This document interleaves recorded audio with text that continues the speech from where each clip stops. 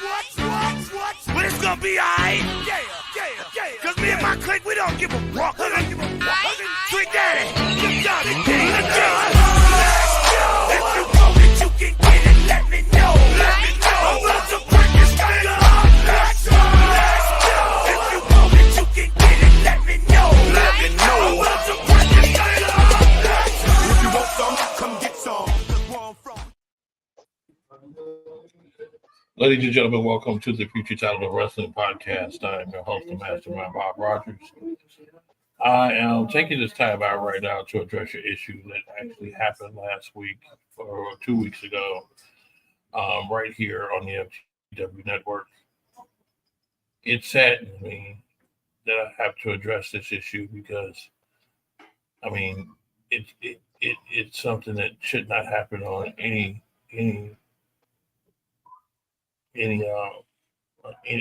broadcast whatsoever. I was in fear for my life, and I don't think any of our colleagues or anything should be afraid and nervous about doing their jobs, because that's all we do here is do our jobs, and we want to bring the best possible programming for you out there because we do care. And it just bothers me that we had incidents like that. I don't know what to say. I was just so afraid and just so nervous till, I started thinking of Tony Khan, and he absolutely sucks. Come on, man. And thank you for joining us on FTW Future Focus. We got one on the board. Dear God in heaven. I'm sitting there like, you guys go. I'm trying not. I was down there busting up laughing. I know. I'm trying to keep my face straight. Yeah. I am too. I didn't even know where that was going. Oh, good Lord Almighty! All right. I didn't want to blow it to the punchline. Well, Happy New Year, everyone, fans of wrestling and comedy in general. Welcome to FTW Future Focus. I am your not-so-humble correspondent, Robert Black, here on your New Year's Eve. And to my caddy corner over there, the man who is at work and making that money, the founder of our feast, the president of FTW Network, and the man who likes to lead us on with inappropriate humor, the mastermind, Bobby Rogers. Congratulations, sir. You're starting off the new year with a bang. I'm still in fear for my life. I don't know what to do.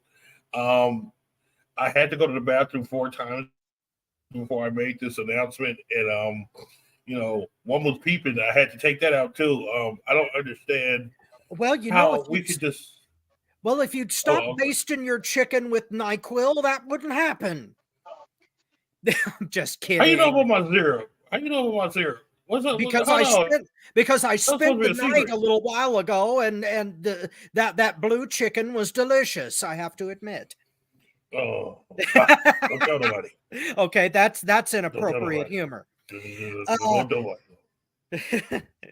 To my right or left, or I can't tell anymore. Left.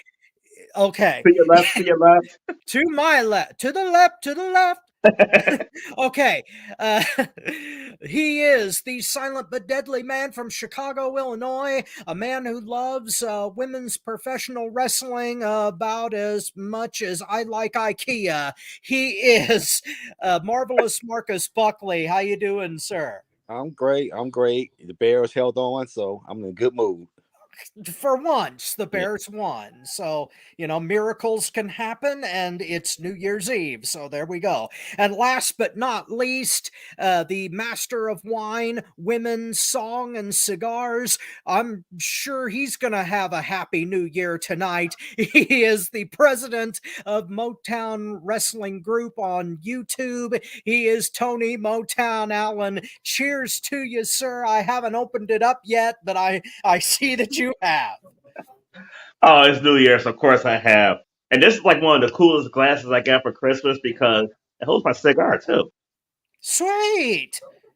Very sweet. Oh yeah, I love this thing. That is living in style, brother. Living in style. Well, Mr. Rogers, if you are not too busy, then you can inform us what we're doing. But if you are, I will continue. I will go ahead and inform everyone today. Of course, it's New Year's Day. We got a lot of things going on with the professional wrestling world, but we need to appreciate what happened in the past. So what we're doing right now is we're talking about the best of and a few of the worst of 2023. Now, we did the top 25 list of individual women, men, and tag teams. And if you haven't checked that out, check it out on the FTW Network on YouTube. I'm telling you, you'll be enamored. You'll be glad you watched it. It's pretty cool. But right now, we are going into best of general rundown of best of and worst of 2023 here at FTW Network. Now, our first category that we're going to go with is, and come on, ladies, please just don't jump on our backs when I say this. We are men. I'm sure the men will appreciate this category. Let us have our fun on this last day of the year. And the first category is best women's outfit of 2023. Marcus, go first. Man, I mean, I've got a few choices, but I mean, for me, Trinity is like Ric Flair, greatest on top. So I'm not even gonna count that one. So the one I'm going to go with is Sky Blue, because the shorts that she wears to ring every match is the only reason why I want to watch her. The only reason I watch Sky Blue is because of the attire. So that's my vote, Sky Blue. Okay. Good pick. Yeah, I can't complain. I love those shorts too, Marcus. Yes. Motown, your pick.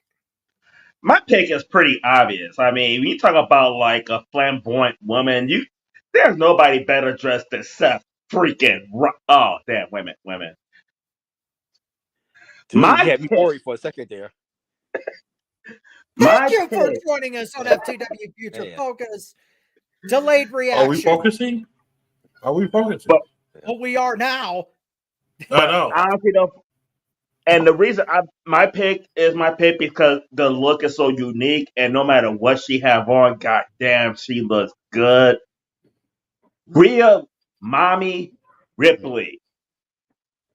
Even in Saudi Arabia, she looked good, completely covered up. The whole goth look, I'm not into goth, but damn, she's making me a believer though. Rhea Ripley, Mommy, and that ass. And you know what she says, Rob? Mommy's always on top of Motown. And thank you for joining us on FTW Future Focus. I had them warmed up for this round. Oh boy. And we got Jeff joining us in chat. Happy New Year, Jeff. Sweet. Happy New Year, brother. Happy New Year. Okay. Mine, surprisingly enough, is not 100% sexual. My pick is Asuka. Let's get. My pick is Asuka for outfit because it is. Well, yeah, she is. I mean, the robe and the geisha stuff and the horror makeup now, but that mask is just perfect. The dragon demon mask that she started wearing this year, just everything was a perfect fit with Asuka as far as her outfits and makeup were concerned, and surprisingly enough, she does look sexy in that. So you know, that's me, Asuka.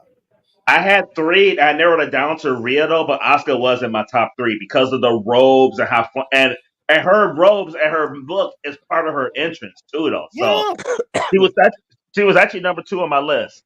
Yeah, she's almost a Japanese Abaddon. Believe it or not, she was actually ahead of Tiffany Stratton. That I find amazing.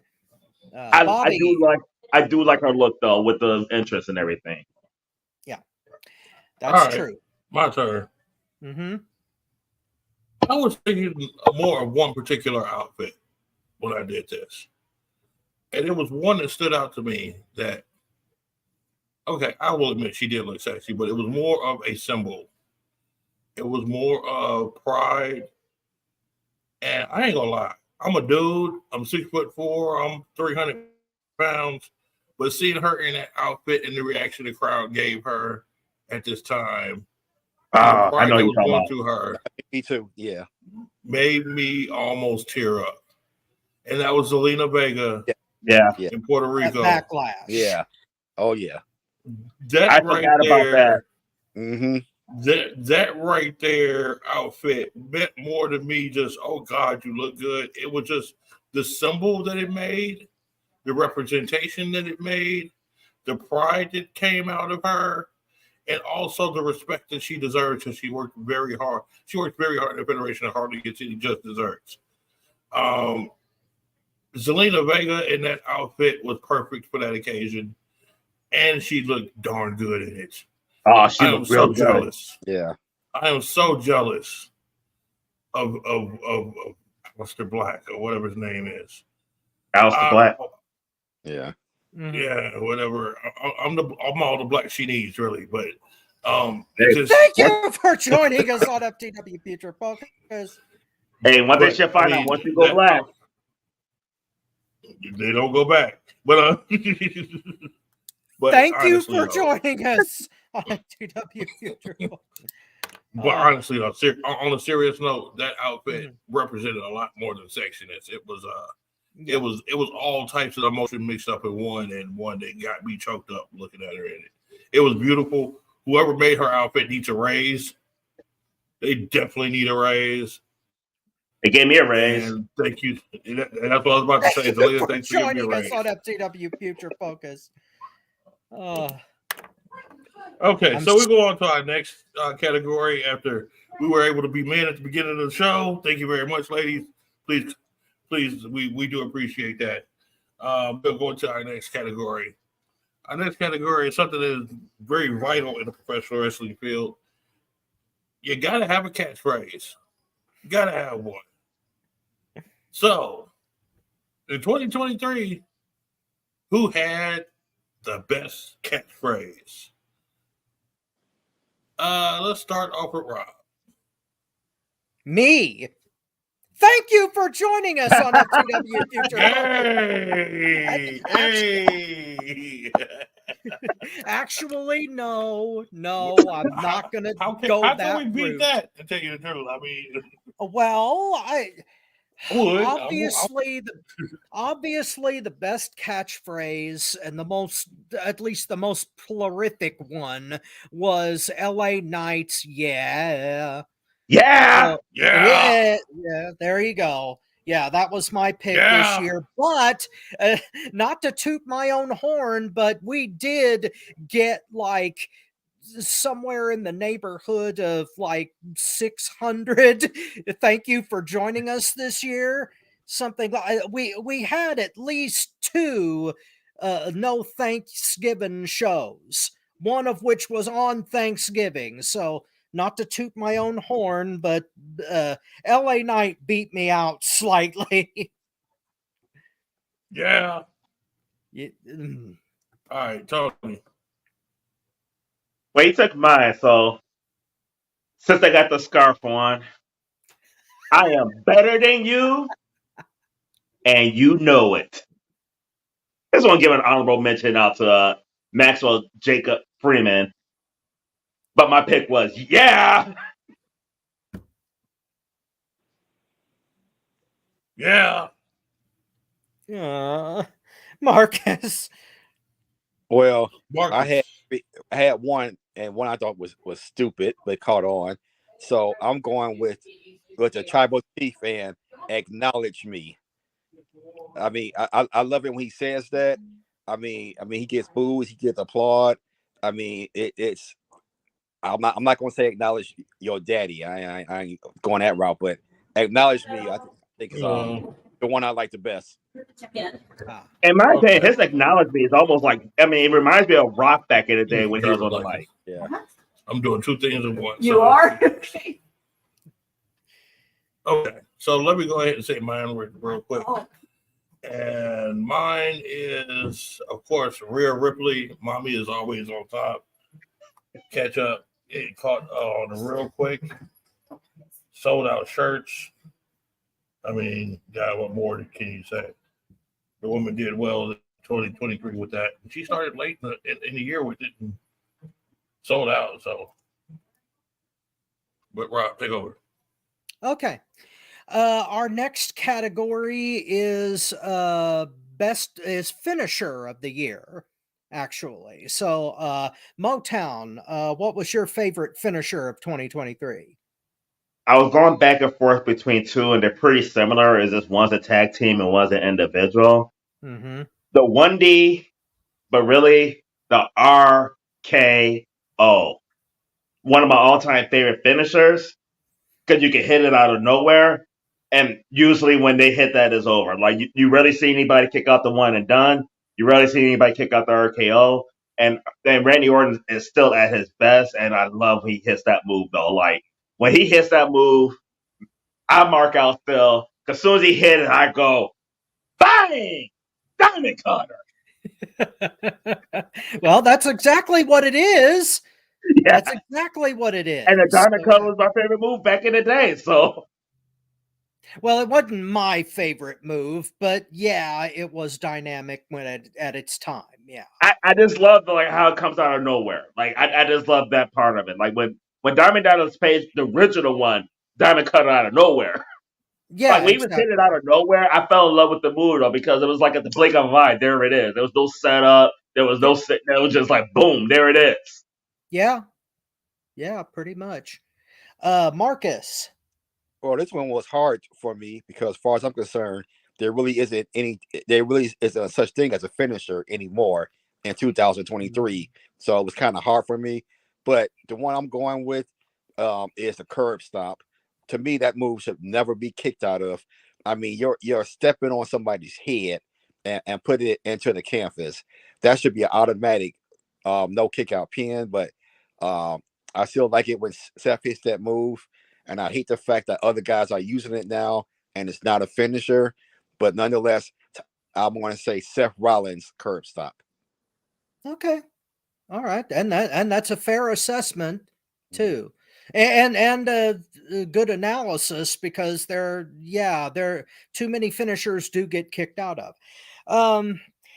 My pick for finisher of 2023 is MJF's Heat Seeker. That's just a move that I really enjoy. It looks devastating every time he does it, and ever since he turned babyface, he started relying on it more as kind of an impact finisher to his matches. So I really enjoyed every time he used the Heat Seeker. And it looks like Bobby is still busy, so we won't be able to get his response until a bit later So on. you went with the heat sticker over the kangaroo kick, huh? I would go with you remember Iceman Parsons' butt? Yeah. I would pick that before I would pick the kangaroo kick. Oh my God. An ass attack is more realistic than that drop kick. I'm sorry. That's fan appeal.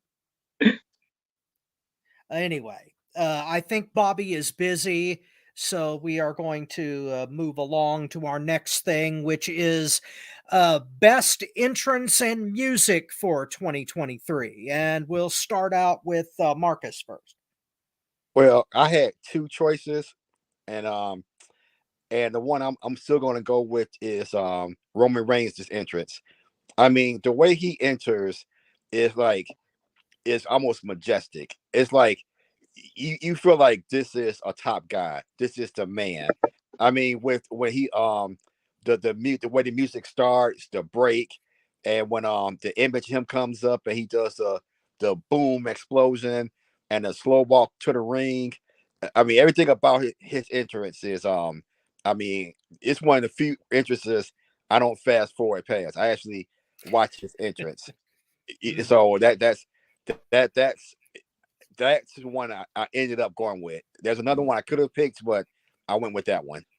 All right. Well, it's a struggle not to fast forward through them when they're so damn long Exactly. sometimes. But Motown, what did you go with? I had two as well. That was one. And always remind me of Ric Flair in the 80s, though. But my other one, Swerve Strickland. Yeah. I forgot about that. Oh yeah. Oh, man. I mean, because right now, Swerve Yeah. surpassed Chris Jericho for taking over the AEW crowd when his music hits.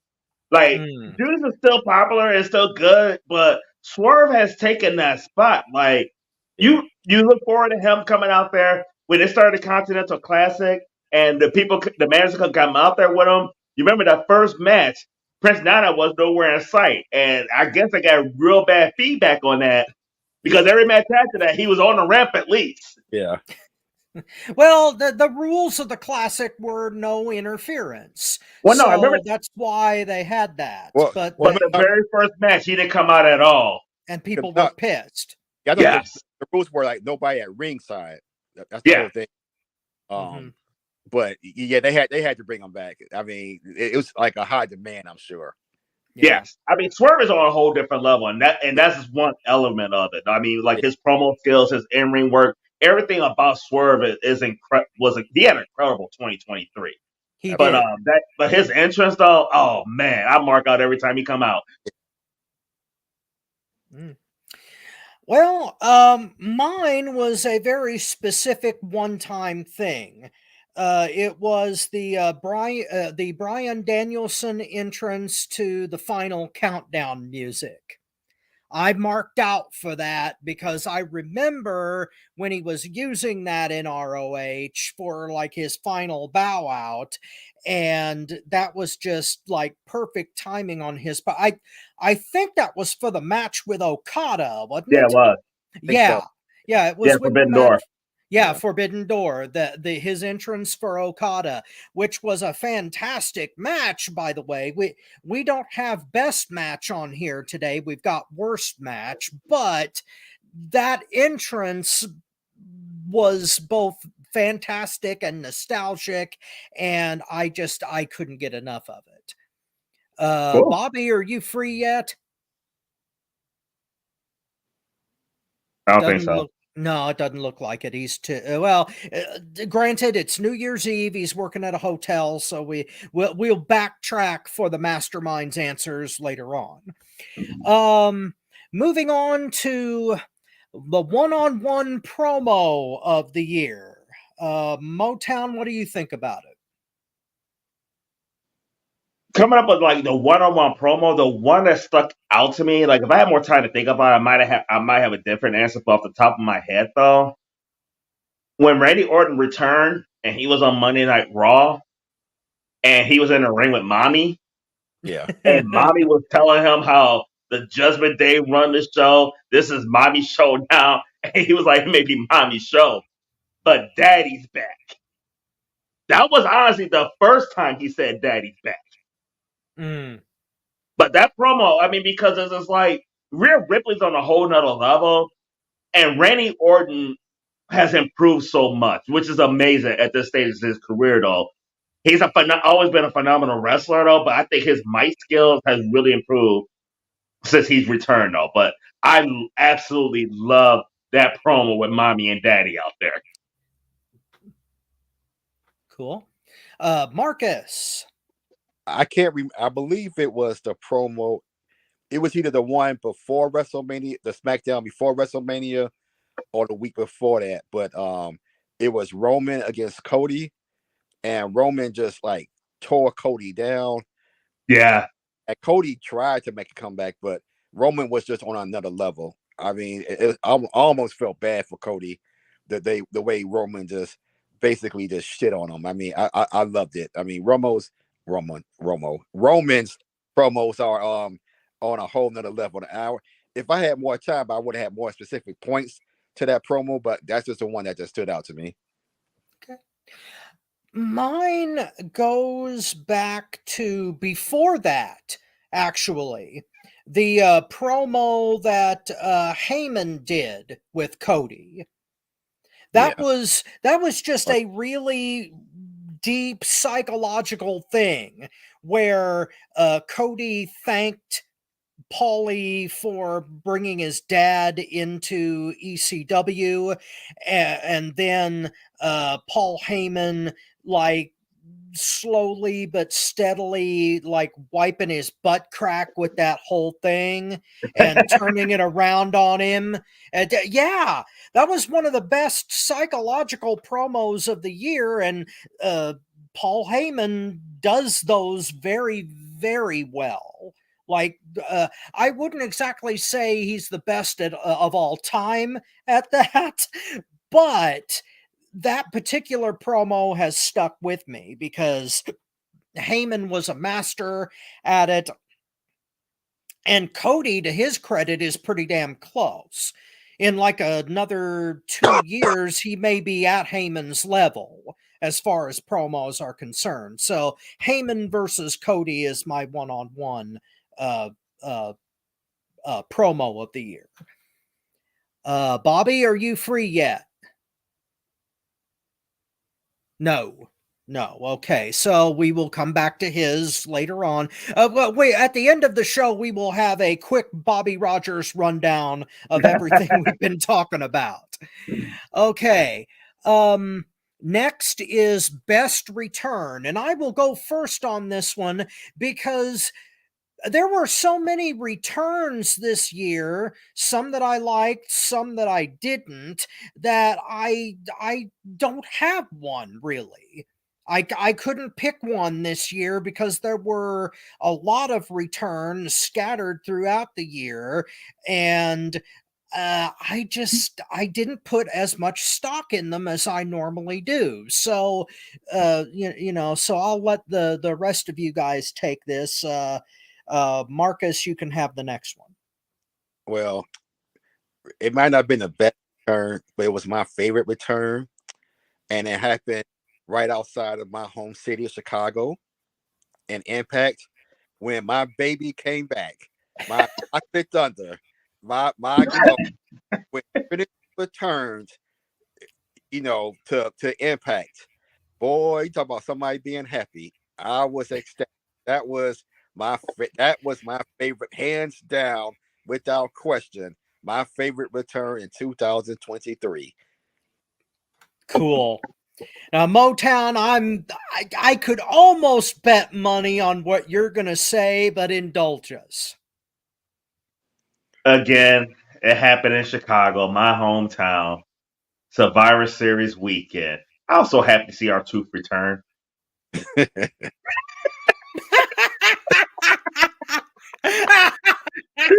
Truth was happy to return too. That was good. Touche. That was good. Honestly, we had two big returns that weekend, but my personal pick, the biggest one, of course, was CM Punk.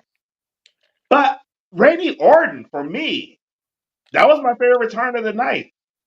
Randy Orton is one of the GOATs.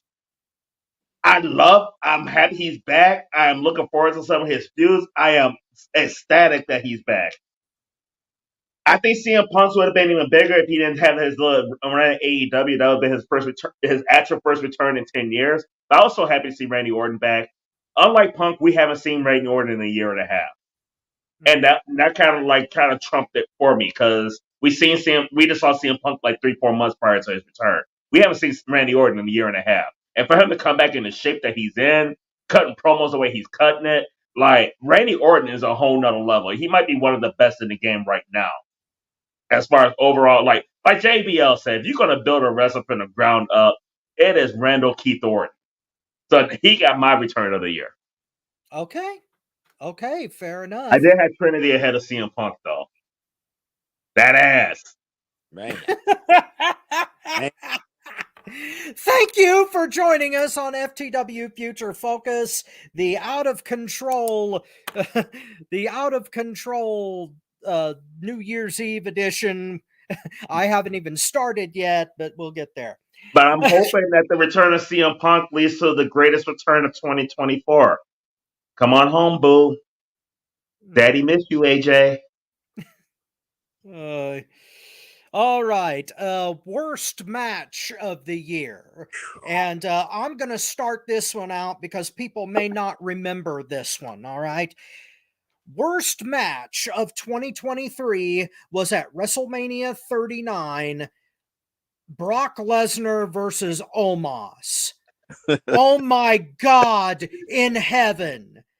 Out of every rotten match that we have had in 2023, and we've had quite a few, that match had absolutely no redeeming quality whatsoever. I cannot point to anything in that match, including the runtime, that did anybody any good whatsoever in any imaginable universe. That match was the dog shit on my shoe heel. I'm sorry, it was terrible. And I would rather watch a marathon of Logan Paul matches in the short career that he's had than ever watch that stinking piece of garbage ever again. Worst match bar none of 2023. And with that, I'll ask if Bobby is ready to return to us. And it doesn't look like he is. He's doing his thing. So Motown, you're the only one that can follow that, so try. Oh man, I hope I don't know if Bobby can hear us or not because my worst match of the year was a match that he actually loved. God rest his soul. It was Bray Wyatt versus L.A. Knight. But this match, no, that lights out match was fucking horrible, horrible. And what made that match even worse than your pick, Rob, is the fact that those guys are a hell of a lot better than what we saw in that ring than Omos and Brock Lesnar. Both those guys are way better than them two, and they put a shit show on for a show. I am amazed. I give LA Knight all the credit in the world to like elevate yourself and become one of the top stars at that dog shit. I ain't seen nobody do that shit since Jackass and Sami Zayn. Oh, don't even. Oh, I've got PTSD from that match. Oh, dear God in heaven. No, but when he said worst match of the year, that's the first thing that popped in my head, and I didn't have a second, third, or fourth match in my head. It was that lights out match. I completely hated, and it sucked because I'm a huge fan of both guys. I love Bray Wyatt and I love LA Knight, but that match was horseshit. That was hot steaming garbage. I can't argue with that. I really can't. I mean, I'm sticking with my pick, but you're on the money with that. And to continue our high dive into the septic tank, Marcus, give us yours, man. Well, my match, I would watch any one of your choices 10 times before I have to watch this match again. And I don't think it's no surprise that it's a women's match. I know. But I think you all will agree with me and maybe want to change your mind when I say this match. And that was Ronda Rousey versus Shayna Baszler. Oh my God, was that one of the worst fucking I can if somebody asked me to describe that match, I really couldn't because it was dull as hell. I mean, I'm sitting here watching this match and my ass started to ache because I'm like, I don't even like what am I watching here? I mean, I don't know if they were trying to do MMA. I don't know if they just had a match in mind when they started and just said, you know what, let's go home. And they just finished it up. That was the worst. I have no words to describe how just messed up that match was. That was absolutely horrible. I mean, I will watch Jackass over and over and over. I was with you, Rob, but I will watch Jackass if I have to watch that again. That may have been one of the 5 worst matches I've ever seen in my 40 plus years of watching wrestling. Horrible. I mean, And seeing it live, he ain't lying. I didn't see it on TV, but I saw it live. That shit was Well, horrible. well, gentlemen, you have to realize that we are comparing polished turds here, and that's not really a good standard to go for. But my God, both of you guys picked worthy nominees. I have to admit of I almost want to have like a group vote on which one of those three matches is the worst. I'd be open to it. I mean, Hey, it's an open sewer anyway. eh, eh, So if we had now, I don't know what I don't know if Bobby would agree, but since he's swamped with work here at the last minute, but we'll go over his choices later on. And if it would surprise me if he picked either of our three. I think he It would probably. surprise me too. I know yeah, he ain't picking mine. He actually liked mine. Well, yes, yeah. but yeah, but there, out of all the ones that we picked, they were bad in a unique way. I think Bobby's will be like very, very personal. But moving on here, uh, from the sewer of worst match to the ocean of crap that would be worst pay-per-view of the year. We've gone from the septic tank to the ocean. And Motown, why don't you start this one? Worst pay-per-view of 2023. This was really hard because a lot of the pay-per-views there was something that I liked about it and something that I didn't like about it. But when I thought about worst pay-per-view, the thing that kind of jumped out at me was Crown Jewel this year. I thought Crown Jewel was like blah. Bleh. Good. Bleh. I mean uneventful. Like there was Yeah. nothing to it. Like I really could have did without it. And then it sucked and I'm not sure because I had higher expectations of it because they had a decent card. And the year before Crown Jewel, they did a phenomenal show, but they wet the bed on Crown Jewel this year. I mean, a match with here's the crazy thing. Let's take the main event from last year to this year. Last year's main event Crown Jewel was Logan Paul versus Roman Reigns, which is a match that like I had no expectations on and I thought was phenomenal. Main event this year Crown Jewel was LA Knight versus Roman Reigns, and I thought that match was like blah. Mm. I mean, that's how the card went, though. So, Crown Jewel 2023, that was it for me. When I think of bad pay per views, that's the first thing that popped into my head. And when I think about the card, there's nothing on that card that really made me think, like, oh, maybe I got that wrong. Like, nah, it was a shit card. It really was. Hmm. And that's when Logan Paul won the U.S. title, Rob. Again, PTSD. There are certain things about this year I'm trying to forget. I'm back. Oh, I would almost. Oh, cool, Bobby. Good to see you. So we'll go to you Yes. next. We're on the Worst worst pay-per-view. pay-per-view. How many AEW pay-per-views were there this year? I mean, oh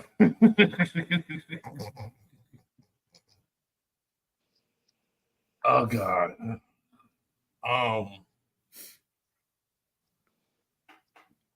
You're gonna think I'm crazy when I say this, Mm-hmm. but it's a reason. I'm picking this one. The worst pay-per-view for me was the All In in Wembley Stadium, London. I know you're gonna sigh. I knew you was gonna sigh when I said that, Rob, and I knew you was gonna be like, Bobby, why? But let me just go ahead and point out the reasons why I say that. They did history. They did the thing. I will give them their props. They sold 80,000 tickets. They broke the record. They did all this. They did what they could do in England. They put their foot down and they put they stamp on it. This is the problem. They shot themselves in the foot too. The incident that happened should not have happened. The incident that happened which I agree with Tony Holt a little bit, and you, Rob, when it said that it should have been handled a different way. But at the same time, I'm at a point of it should have never happened in the first place because of the first incident and how that should have been handled. If it was handled properly in the first place, we would have never got to the second one because people saw that people that started that type of job would have been fired. Then you wouldn't have a job. You know, ain't nothing wrong being in the Indies, but you're not going to be on TV every week or nothing like that. I'm very disappointed because that showed that friendships and nepotism overrides hard work. And it was a sad day for professional wrestling. Not because of CM Punk choking somebody out, which I'm sorry, call me ghetto if you want to, but I think he should have choked the hell out of him. I think he should have stomped the hell out of him, to tell you the truth. There should be no Jack Perry. There should only be a J and a P and then RIP up under, to tell you the truth, all right? But I am a little feisty. I am from the streets. I kind of take things too far, so I have to calm down. And I have to think in Tony's aspect and Rob's aspect. And yeah, maybe he should have snapped off. But that pay-per-view showed the best of AEW, all of its finest, its best. It showed its best. But at the same time, it showed its worst.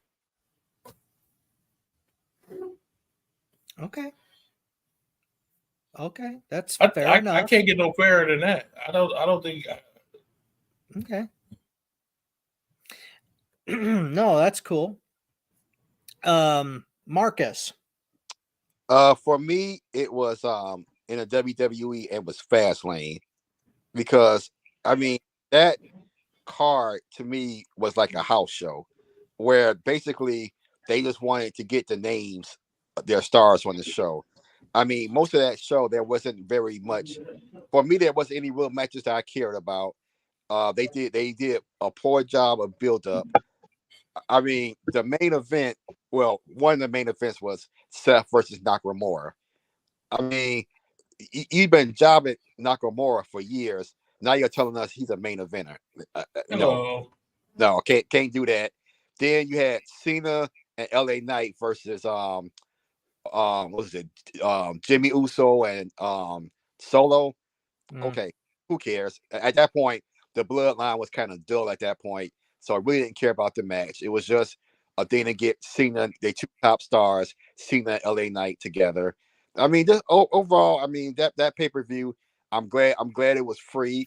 Even then, I didn't watch it that night. I probably wouldn't have watched it if we wasn't doing the show to review it. I probably wouldn't have watched it because I didn't really give a damn about the pay-per-view. I could have saw all the rematches on Raw the next night, so I didn't really care. But for me, that shouldn't even been a pay-per-view. And if I would have paid $300-400 to be live at that show, I would have been really pissed off at it. So that was, to me, clearly the worst pay-per-view of 2023 Fastlane. Okay. The crazy thing is, we almost did go to that show. The only reason why we did is because we just went to Survivor SummerSlam about a month or so prior to that, though. That was a good pick, though, because you're absolutely right. Because when I watched that show, I thought if I had went there, I would have been heated. Yeah. Heated if I would have went to that pay-per-view. Yeah. Well, my pick for worst pay-per-view of the year is all the way back in the middle of the year. Backlash. Backlash was just a rotten pay-per-view for me. It was built around two matches, both of which were either boring or absolutely rotten. And they, Bobby, to his credit, I understand why he picked All in London as worst pay-per-view because it showcased the best and worst of AEW. But to be fair, Backlash represented the best and worst of WWE. The match between Lesnar and Cody was the best of the three they had, but it was plotting and boring, and the only reason that it lasted longer than the ring entrances was because Lesnar was jobbing. And that god awful hardcore match between Damian Priest and Bad Bunny. I'm sorry. I know that you guys enjoyed that match, That was but one it of the was, better parts of the show. I'm sorry, it was garbage in like both the literal and figurative sense. Bad Bunny had to be dragged physically through that whole damn match by Damian Priest, and I'm still convinced that the only reason that he was given Money in the Bank was to thank him for actually participating in that lousy piece of crap. So, and I can't even remember what the main event was. It was It was. Come look at it.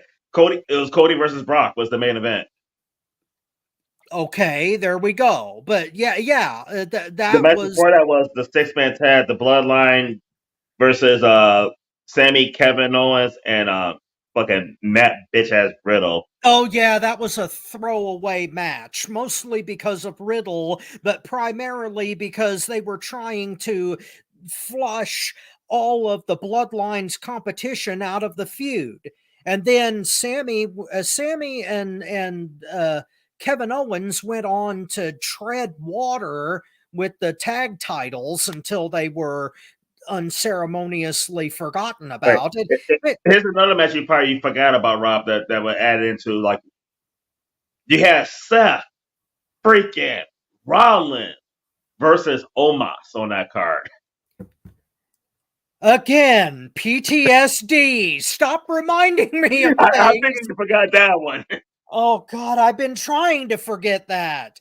Oh my And they God. had Rhea Ripley versus Zelina Vega. That was really good, though. That was the best of WWE. Yeah. When they do nostalgia and tributes and things of They that honestly, nature. and when I'm looking at that card, when I look at that card, they could have made that the main event, especially since your main event wasn't in a title match. Right. They could have main evented that card with that match. That was the honestly, that was the only match that was remotely worth a damn. Was Rhea versus Selena. Bianca and Io Sky tore it down too that night. The women did their thing on that show. The women did well on that show, and I Because did forget match that quality, match. I think Bianca and Io was a better match. I think Zelina and Rhea was just better, just for like the whole Actually, I take it back. Bianca versus Io was my match of the night on that pay-per-view. So, but no, the bad outweighed the good by like immeasurable portions. So Backlash was my pick. And here's how bad Marcus probably hate that pay-per-view. The women were the shining stars on that show. Exactly. I think I was with you, Rob. I think I scored Bianca and Io the match of the night. I think I did. I don't remember now, but Ladies I and think I did gentlemen, too on that let me card. give Yeah. a quick notation to all of you watching out there. If Marcus Buckley says the women's match is the top match of the card in any type of federation, we don't care if it's WOW and it's all women. It must suck. yeah, you're right. Yeah. You're right. Yes. All right, what's next? Okay, our next category is best pay-per-view of 2023. And since Bobby picked my pick as his worst, I'm going to go first because for me, All in London was the best pay-per-view of 2023. Aside, I know. Aside from That's the the good love about this show. You got the same pay-per-view for the worst pick for one person, best pick for the other. hey, well, let me lay out why. Number one, aside from the Punk controversy, which happened before the pay-per-view even began, Punk and Joe had a great match. Osprey and Omega had a great match. And MJF versus Adam Cole was a gem that shined brighter than anybody could have ever thought. Nobody thought it was going to be as good as it was. No, and it was just, And it then was you just had a good tag fantastic. team match on the pre-show And against Ozzy Open. Yeah, well, I wouldn't go that far, but the storytelling during All In was fantastic, and not the least of which was the historic significance of it. Whether the number was correct or not, they sold that many tickets. And for one night, for one time, we actually had Camelot in professional wrestling. And for anybody who knows musicals out there, you know what I'm talking about. For one shining moment, Vince McMahon and WWE lost, and their philosophy was wrong. For one shining moment, even if AEW dies tomorrow, that stands out. So that's why it was my best pay-per-view. Can I say this real quick? Can I say this real quick? Let me say this real quick. Well, we'll make you next. When you said the best. The one thing that you said that almost had me laugh, because you said Camelot. I thought you were going to say camel toe. There is not a greater spot for happy ever aftering than here in Camel Toe. It's true. Okay. Thank you for joining us on FTW Future Focus. That was a little bit gross, but it's New Year's Eve. Bobby, what was your best pay-per-view? You can pay cash or... Yeah. Okay. I tried to get one out of the machine, but my... Do we have to skip you, Bobby? Just get back to me in a minute. Okay. Okay. Please, YouTube, please don't cancel me for the Camelot reference. Camelot, Marcus,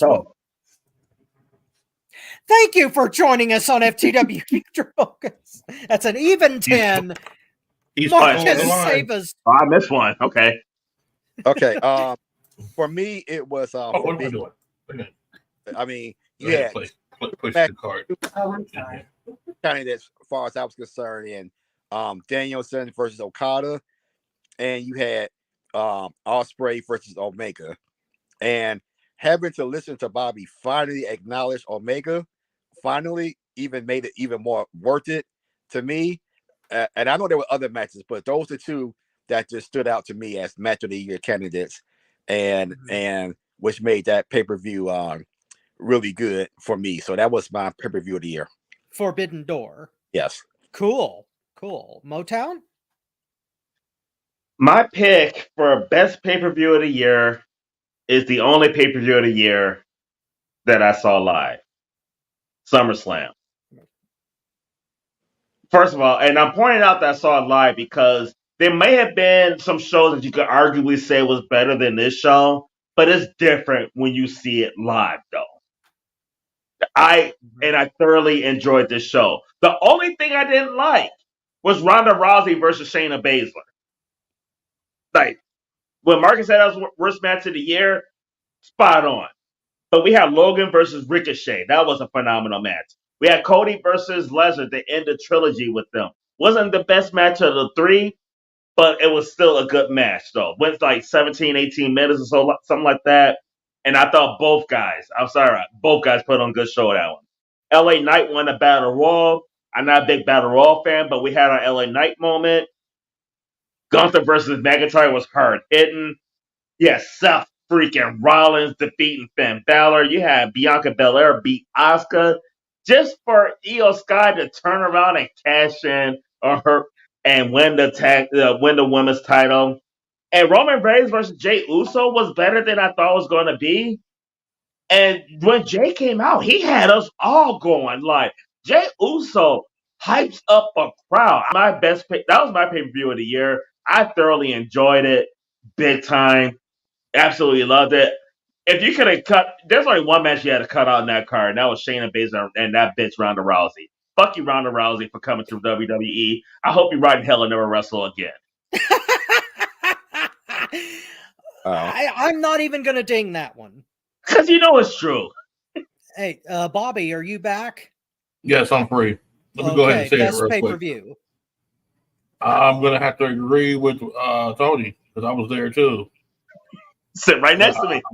We were right next to it. We was watching it together, and that crowd, the atmosphere was all together. And yeah, I agree. Ronda Rousey need to go somewhere. I'm glad she's gone. She needs to go into the depths of hell of the MMA society and never come back. This woman, I don't know what it is, but I was excited to see her, and then all of a sudden, I did not want to see her when I seen her against Shayna Baszler. I'm sorry, but the rest of the card was awesome and really overshadowed that match. So Yeah. my thing is, SummerSlam, Detroit, even though it took us 3 hours to get back to the hotel, I mean, the drive was the longest of the show. Yeah, that's what I'm saying. I wanted to see some virtual matches come up on the windshield, But yeah, I got to say SummerSlam, Detroit. That was awesome. I had no fun like that in a long time. No, that was one of the most fun I had in a long time too. I had a ball. And a side note on that, that's how I brought in turning 50. I walked into that stadium 49. I walked out 50. Well, That's true. That is absolutely true. By the time we got back to the hotel room, I was there 51. But I was thinking 52, but yeah, it'd be all good. All right, so we're going to the next category. Next category here is the worst national federation of 2023. I thought it was Moment. I thought it was Moment of 2023. Oh yeah, I got to switch. My bad. I'm looking at the scratch sheet. That's all right. Moment of the year, as I am here at work getting twisted. Good Lord help me. Yeah, moment of the year. And of course, he's going with the national federations. Tony, go ahead. my moment of the year is fucking easy as hell. Hey. It was the greatest moment of 2023 by far. The look on everybody's face when Roman Reigns beat Cody Rhodes at WrestleMania. Y'all thought I was crazy. All of y'all. You guys here? The people watching? The people in the group? Anybody that knew me? Everybody thought I was crazy. Everybody was sure Cody Rhodes was winning. Guess what? This is petty. Vince is petty. I won money because Vince is petty. Yeah. He shit on Cody Rhodes just like I told y'all. Cody Rhodes like the Dallas Cowboys. All that hype. And I won. Me and Roman won. Oh God. Well, I mean, and ladies and gentlemen watching, the fact that I won money on this doesn't they're not the main reason why I picked this as my. Let me quick line. Yeah, it is. That's the reason it's my moment of the year. Fucking enjoyed it. okay. My favorite moment. Hey, Keep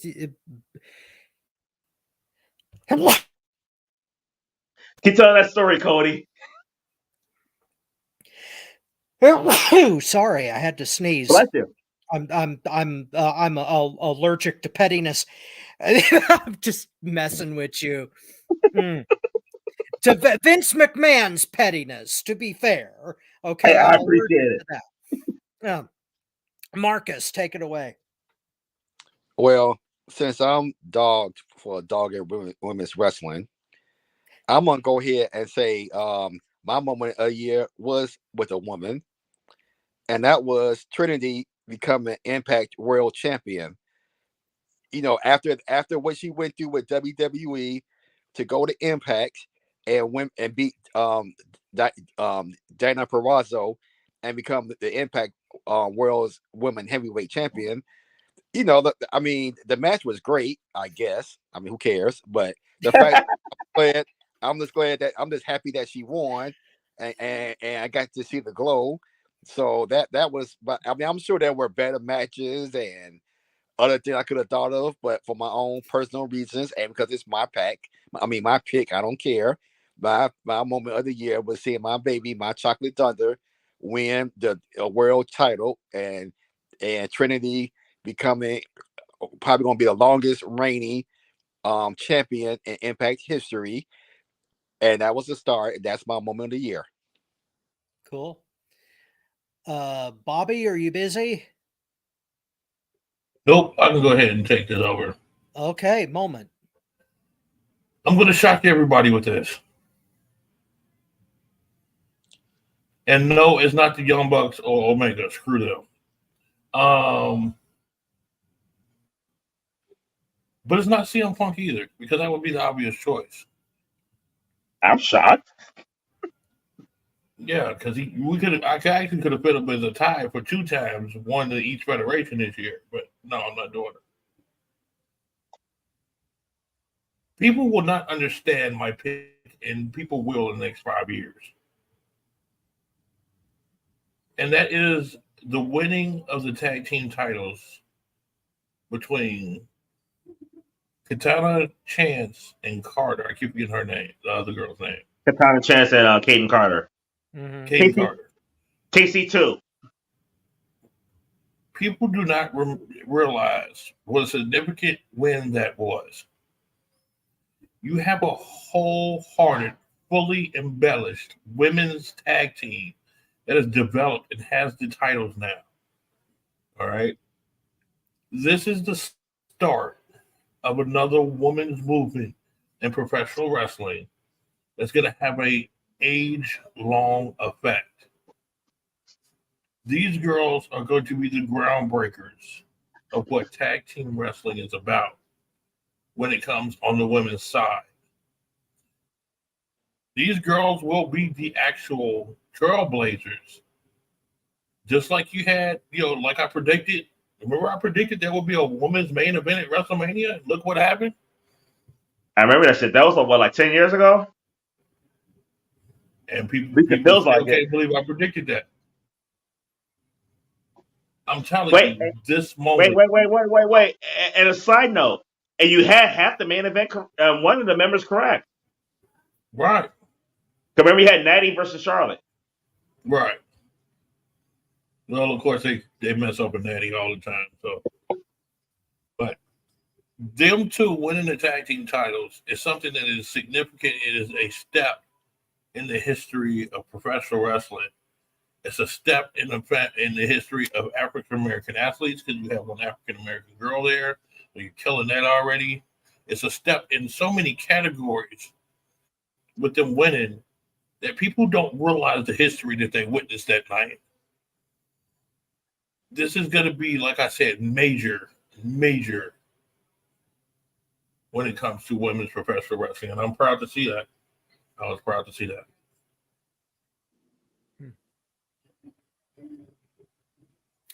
All right. Okay. My moment. Okay. My moment of the year was just what was my match of the year. The American Dragon, Bryan Danielson versus Zack Sabre Jr. There is nothing I can envision closer to the perfect match than Sabre Jr. versus Danielson. That was as close to perfect artwork as you can possibly get. And that, after all of the controversies and all of the problems that have beset AEW this year, they produced that. That was absolute perfection to my eyes. And I was going to pick the crowd in Wembley, but as much of a prideful moment as that was for me, I would rather showcase that match because it symbolizes as close to perfection in professional wrestling as you can find. So that match, the utter jewel of that match was my moment of the year. I can dig it. I can dig it. I can't deny that because I love that match too. My thing is, like I said, that show brought out the best of AEW and the worst at the same time, and it's so hard. It's so disheartening. It sucks. It sucks so bad for me when it comes to that. I don't know. Okay, moving on to worst federation of the year. Now let me go ahead and name the parameters on this. Yeah, okay. We are talking about national federations here, which include WWE, AEW, TNA, or Impact, or whatever you want to call it, Impact or TNA. No, they're back to TNA. It's an ass. NWA or Ring of Honor. Those are the 5 on the plate. Okay, Bobby, you want to start us off since we don't know whether you're going to hit another customer? Yeah, mine is simple. NWA. They definitely shot their foot off at the end of the year with that cocaine spot. There was no call for that, no need for that. Yeah. James Mitchell, bad move. Well, no, that was actually called by the Smashing Pumpkin dude. Really, Billy Corgan authorized that? Yes, Billy Corgan. Right, come on, Rob. That can't surprise you. Think about the amount of coke that man did throughout the prime of his life. No, I'm not saying this out of surprise. I'm just saying it because it amazes me that anyone thought of this and that it didn't like show up random on the program. Because I mean, I don't think that it was as big a deal as people were making it out to be, because it was Halloween and Father James Mitchell is supposed to be an evil guy. So of course he would be doing cocaine with hookers. That shouldn't have, but Bobby is right. It was it was an uncalculated gamble and it screwed them. What he did almost killed that company, and that's the same thing that made Charlie Sheen a superstar. Good Lord. That's what James Mitchell Bobby has a point there. I guess James Mitchell thought he was winning.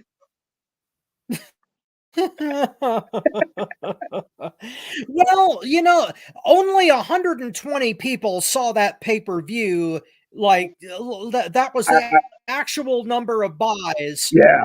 So but that's why whoever I'm like, Jesus Christ, I think we get just as many viewers as them. And that's sad. I don't want to take that trophy, Motown. I don't. That's sad. I don't want to take that. It may be true, but I'm not going to take it. Motown, what was your worst fed? My worst federation, honestly, I was torn between two, but NWA ended up beating out TNA as far as worst federation. And I agree with you, Rob. I didn't really look at that spot as being horrible. We had a little bit of... Okay, you hear me? You good? Yeah, we're having a little bit of technical fuzz. I didn't look at that cocaine spot. I am on this end, yeah. I didn't look at the cocaine spot as being absolutely horrible. I mean, like I said, Charlie Sheen, cocaine and hookers, that's his living. Like, we seen that shit all day, every day. But the fact that, like, they made it more people have made it. There was more people that made a deal about that scene that actually watched.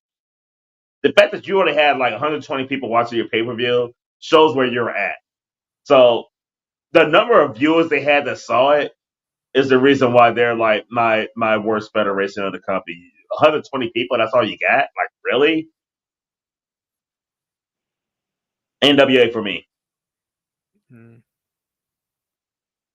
Okay. Marcus. Well, for me, it should come as no surprise. It's AEW. I mean, first of all, it's I don't have enough time to go down the list of the booking, but I mean, just for the way they fucked up the CM Punk situation, I mean, that alone right there, I mean, I can stop right there. But then when you look at, I mean, I am going to talk about the booking. I mean, when you have guys like Wardlow who gets over and he disappears, I mean, when you look at Takeshita, when you look at this Continental tournament that they just did, I mean, every wrestler was better than the two that made it to the final. You could have put any other two wrestlers other than Moxley and fucking Kingston, and them the two that they go with for the final. I mean, that just ruined the whole tournament for me. I mean, we talk about how fucked up the video game did. I mean, I could go on and on and on. So for me, for the sake of time, a very easy choice, AEW. One thing I will say about the Continental Classic, I love that tournament. I thought the tournament was phenomenal. I did too, to But the end. the end did suck the wind out of it though for me because it was just kind of like Yeah. they made it like the Eddie Kingston story versus like it being like the best wrestlers coming out on that. Like I completely agree with you on that. I mean, if this was an opportunity to make that tournament mean something, I mean, nobody's hotter than Swerve right now. I thought he should have won it. When you look at they could have elevated Jay White. They could have elevated. I mean, there's so many anybody else except them two who they have already pushed to the moon already. So now here's another AEW tournament that's not going to mean shit. Just like the Owen Hart tournament and all the battle royals they have every other damn week. I mean, just awful. I mean, I'm gonna stop because I can keep going, but AEW, easy choice. Okay. Well, my worst federation of the year is going to have to be Impact. Because number one, it no longer exists. It's reverted back to TNA. It's still And no left two, TNA. You don't give up your TNA. You don't give up your TNA. See, that's the whole problem. Vince Russo named that company, and now it's back to that name.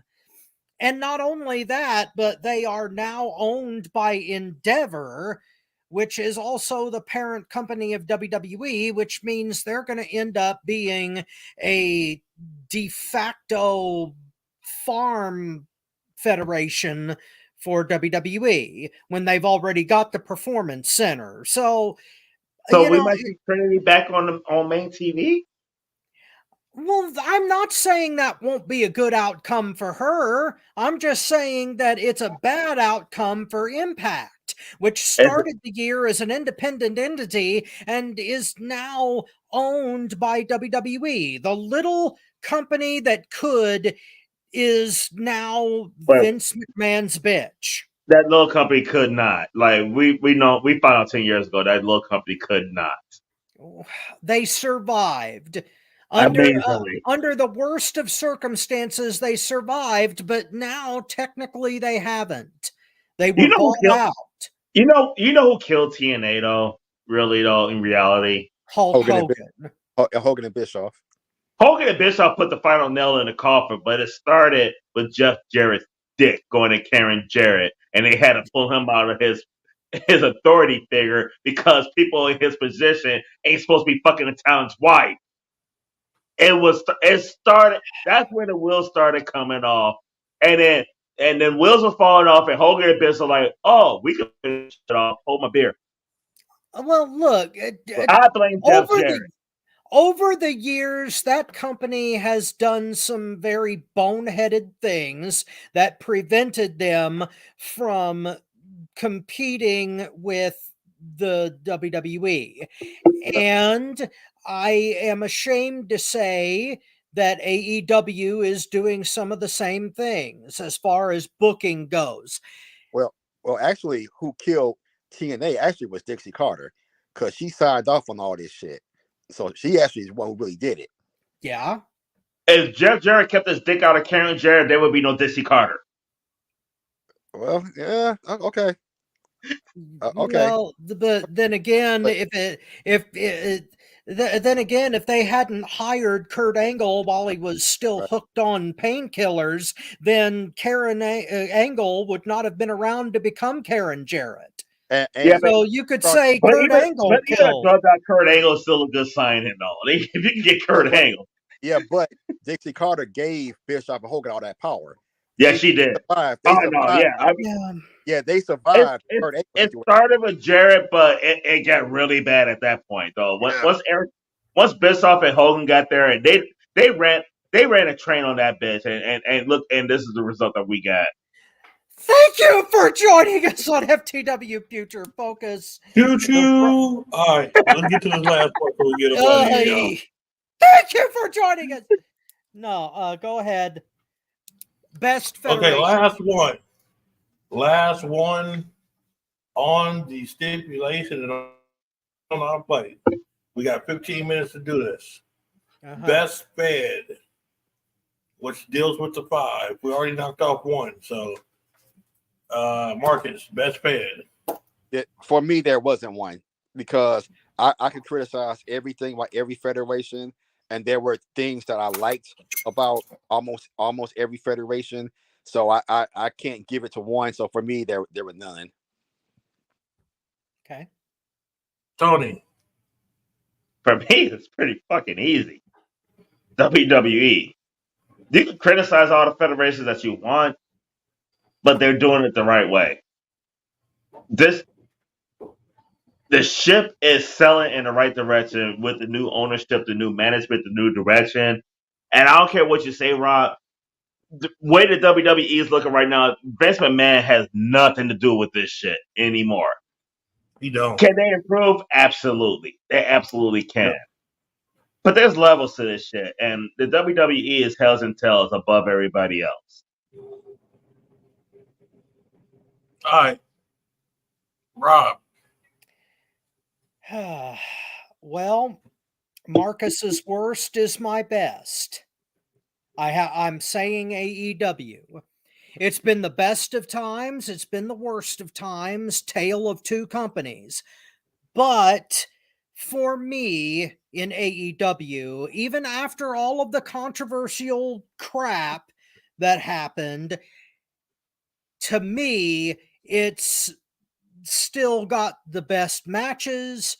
It's still got the best ideas going on. I loved the Continental Classic. And AEW has the balls and the freedom to do what mega corporation sanitized to the gills WWE will not do. And that's the product that I want to see. Now, whether you believe Vince McMahon is still in charge or whether you don't, the fact is that WWE's corporate philosophy just is never going to change, because they're a publicly traded corporation, and everything they're gonna do is going to be filtered through that lens. AEW will not, and they're privately owned, and the things that Tony Khan gets right outweigh the things that he gets wrong. And that's for me, it's AEW. Bobby, you get the last Wait, word. before Bobby go, I'm gonna piggyback off what you said. I'm not really sure his wrongs outweigh his right outweigh his wrongs. But in Motown's Wrestling Group, if you're not in it, join it. Because we're gonna have our voting coming up. And I was working on my stuff for Motown's Wrestling Group. My best moments, most of them was from WWE. My worst moments, most of them for AEW. But truth be told, though, best matches are in AEW. Oh yeah, definitely. I am Yeah. not happy with AEW for a lot of stuff, but I cannot discredit them or match it. Yeah, I Yes. can. They have the top matches in the wrestling industry. If Tony Khan can step up, be a boss, and be a better boss, and do a better job booking the shit and leading up to the shit and creating better television, AEW will be a force to reckon with because they yeah. got the talent. They have the talent Mhm. on the men's side. On the women's side, they look like it. Yeah. Well, A there's a little. lot of ways we can debate that, but yeah, Tony Khan look. He don't look at wrestling ability. He look at a nice ass. Like if you got a nice ass and you can't wrestle, I got a contract for you. All right. Well, I got a But contract for y'all. but match quality though, AEW is definitely doing it right. okay, Bobby, you get the last pick. For best fan of the year in my book, honestly, it's hard for me to say this. It's very hard for me to say this. But I'm gonna say definitely. I'm gonna say WWE. The only reason why I'm saying it is because even though the individual matchups seem a little better, you can pick one matchup that would totally beat every match on the card of WWE. I look at not just matches, I look at shows because the show is what buys the ticket. I'm not going to pay $500 for a ticket to watch one match. Sorry. Yes. That's why we don't understand why, Vince McMahon would pay $12 million for an intern. I mean, it just don't make no sense. I mean, I'm sorry. I'm frugal. I'm going to, if I'm going to spend that type of money, I want to see a whole entire venue, an event, of stuff that captivates me. And to tease me with one match but have garbage behind it, to me, is an insult. Because it's like, you're paying for all of these goof-offs, but we'll give you one thing that you like. But the other 14 or 15 that's on the card, yeah, you might not like it. But pay me my money anyway. I'm just not happy with them whatsoever. So I'm gonna say definitely because of the overall card issue, WWE would get. Now, can I piggyback off you real quick? Barely. Yeah, go ahead. I got to take care of something. Go ahead. It's not, and for me, and Body kind of touched on it a little bit, but for me, it's not even like the card issue. It's the build to it. The AEW does not build up to their matches well. They don't like everything seems thrown together last minute. They put on phenomenal matches, they put on phenomenal pay-per-views, but everything seems rushed and built last minute. WWE have you invested in those matches more than AEW does. Thank you. I was rushing because I had somebody in front of me. Sorry. But yeah, he's making my points. WWE don't always deliver as good of a match as AEW, but you feel more invested in it because they took the time to build it up. And I wish AEW built their matches better. If AEW got better at building their matches and building their pay-per-views, and I don't know if you guys remember, like when we went to All Out in Chicago back in 2022, I was at the point where I was frustrated with like that card because they waited till the last minute. I want that build.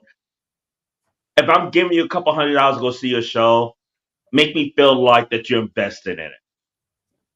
They come through at the end.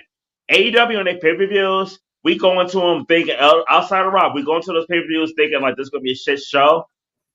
And the shows are normally good. Like they usually like 4 or 5 matches they could do without because they overbook it though, but they have good matches on their show. But there's no build to it and it's rust. And it's like why these guys that's the thing that Tony Khan and AEW gotta work on. If they could if they could fix that, they would be a legit threat.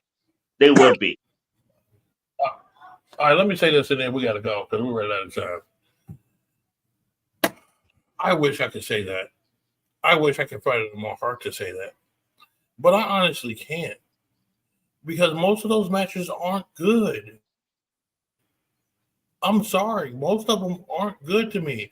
I'm looking at Eddie Kingston winning that title, and I feel like I got slapped in the face for even looking at the previews of what happened. You know what I'm saying? I don't. Now you know how I feel about Backlash. That was exactly how I felt about Backlash. I get what you're saying, but my thing is this. We know Eddie Kingston is friends with the Young Bucks. Again, somebody else that don't deserve it. Because I don't think Eddie Kingston deserved it. He had 2 belts already. Swerve Strickland should have won that belt. Yes. You know what I'm saying? Swerve Strickland should have walked out with that belt. Hell, I would even been happy with Ricky Starks walking out with that belt. Yeah. You know what I'm saying? No, but you got it felt like it was. Hold on, Tony. Like it was, you got the buddy of the Young Bucks again. That of course talk trash about their arch nemesis. That all of a sudden wins the title out of nowhere and throws fairy dust in the air, and he's a Triple Crown champion. Well, I'm sorry, Queens wear triple, and if Eddie Kingston got a problem with me, look me up in Indianapolis. I ain't got no problem with it. Queens wear Triple Crowns. So you know what I think of you, Eddie. Straight up. You talk all that trash about somebody, and you think you can get them in the ring and talk all that stuff in their face. You don't want to go promo with me, buddy, because I'll cut you up. Eddie Kingston don't deserve that title, but Tony Khan's soft behind allows him to get it, and that's the problem. Just like Tony said. And I can't help but I acknowledge when I'm wrong, and Tony was right. Marcus was right. I was wrong. I was trying to stand up for him, and I got blew out the water this year because somebody was more weaker than SWV when they came out with their record that year. So let me go ahead and close it up right quick. I want to thank you, Marvelous Marcus Buckley. Thank you, Tony Motown Allen. Thank you, not so humble correspondent Robert Black, for being on. I am your host, the Mastermind Bob Rogers. We're going to go ahead and take off on this edition. Tune in next Sunday. We're going to have more. And Happy New Year to everybody out there. Keep your families close. Treat your family right. Because sometimes when you're down, family, they come up. Because they got friends around them that help them come up. You know who I'm talking about. We'll talk to you later. Hey, Mom. Happy New Year. This is for you. Happy New Year. Hit it. Oh, how you feel, brother? Feeling good. You feel good? Feeling good. It's groovy. Play so much bone, brother. How you feel, man? I feel all right. I'll call your name. I don't want no people to know you're in here. How you feel, fella? That jam. Sure getting down. Look at him. We're gonna have